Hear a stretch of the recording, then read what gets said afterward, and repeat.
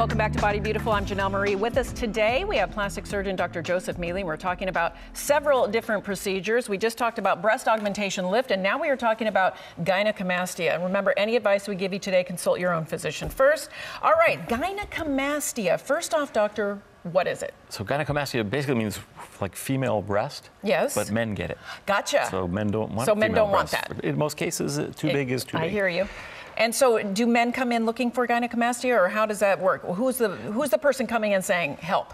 Yeah, no, it's men coming in, and they're looking to get rid of it, not to find it. So, and there's a lot of different ways that it presents. It can present as just fullness underneath the nipple. It makes kind of a puffy nipple, or it can present as the whole chest being large.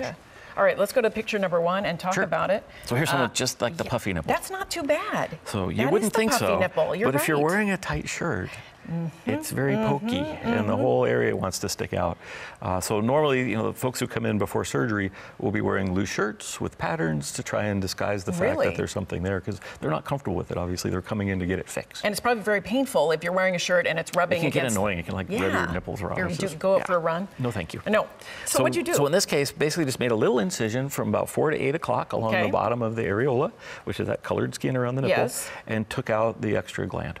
That's it? No, because he's in great shape. He has no body fat. It's just gland that's there. And no matter how much weight he loses, that will not go away. And the after photo is perfect, and no scarring. I don't see what's it. Well, that scars, it's right along the bottom of the areola there. Okay. But it's usually very difficult to see. And what was his downtime? Any downtime on that? Downtime, the first couple of days you can't really do a lot of physical activity. You don't want to cause bleeding or problems with the surgery. Right. I usually have people just kind of relax for a week, and then after about 2 weeks, if it's something like this, a smaller area, they can start getting back to working out. That's not bad. All right, picture number two, and before we talk about that, people always ask, is there a medicine I can take instead of having to go to surgery? Men don't like to come in necessarily and have any surgeries like this. Sure, I think if we had a pill rather than a procedure, most people would take the pill. There's no pill? But there's no pill that makes it go away. There are pills that cause it. Oh. Certainly steroids can, some high blood pressure medicines, a lot of diuretics can cause it, but there's nothing that reverses it. Nothing reverses the puffy nipple. Not at this point. All right, so number two, what do we got? So puffy nipple same again. kind of thing, puffy nipple, but also some fullness in the chest itself. So this is probably the most common presentation I see. Okay. Often I will do a combination of liposuction to get rid of the fullness, the fat that's around the chest, and then do the same procedure around the nipple to get rid of that gland that's underneath. Okay. Because that gland's pretty tough. If you try to liposuction it often just kind of bounces out of the way and doesn't want to come out. So just removing it is better. Sounds painful. All right, and him, same thing, downtime wasn't a big deal? Correct, yeah. Because in both those cases, the skin is pretty tight, and I'm not having to worry about the skin wanting to redrape in a strange way or causing strange folds. Right. So I do have folks wear a compression vest afterwards, which keeps everything smooth, helps keep the swelling down. Usually you have to wear it kind of day and night for a couple weeks, and then after that, half the time for another 4 weeks, and then we're done. All right, picture number three. Wow. So a lot more kind of fatty stuff. We call this pseudo-gynecomastia when it's just fat. But he also had gynecomastia because he still has a puffy nipple with that.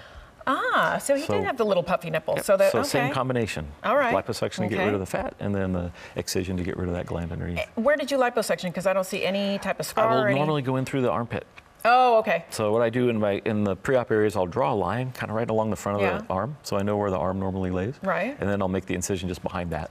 So it's hidden. So you can't really see it at all. Makes it simple. Now, is the man asleep on this, or is it general? What kind of anesthesia? For the first patient we looked at with just that small area, about half the time I can do it with someone awake or asleep. It depends on the patient in those cases. Some people just don't want to be awake. Others really don't want to go to sleep. But for larger areas, like the last one, when I have to do the liposuction, it's just easier to do it under anesthesia. Get it done. Nobody knows. You're awake. Boom, it's over. I don't have to worry that I'm going to hurt somebody during the procedure, because you don't have a great result and then have a horrible experience getting there. You just want it to be over. Absolutely. With anesthesia, we have good anesthesiologists. They give you a little medicine. Next thing you know, you're done. You're done. Wake up. I'm done.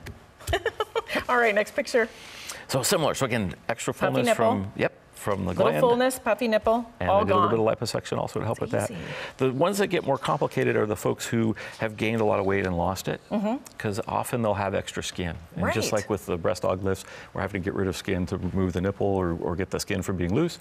We'll do the same thing with men. We're going to talk about that in the next segment. We're going to talk about post-bariatric surgery, but yeah, that's a big one. So when you do that on this, is the scarring a little more obvious, or? It can be. If there's a lot of extra skin, 'cause sometimes there's so much skin, the nipple is actually below the fold. Oh. I have to move it. And unlike with women, we'll move it like a skin graft. Right. Because we don't want to have volume behind the nipple. So we'll move it up onto the chest, and then there'll be a scar running along the lower part of the chest in order to remove all that extra skin. Not too bad. And that gives us a nice tight result. All right, last picture. And this guy just had a lot of extra glandular tissue. Big so time. you would think you could liposuction that out, it looks like fat. His was tough. Really? So in this case, I had to do almost all of it through that little incision around the nipple. Really? Because it was just very firm glandular tissue. So, again, he doesn't have a lot of body fat. It's just disproportionate glandular tissue in the chest. After picture is fantastic. And he's a young guy, so the skin recoiled well. We worried a little bit about maybe the sagging and dropping, but it wasn't an issue, didn't happen. Beautiful job. All right, thank you so much. For more information about Dr. Mealy, you can call his office, 925-943-6353, or check him out on the web, drmealy.com or sanfranciscobreast.com. You can see all the pictures there. We'll be right back on Body Beautiful.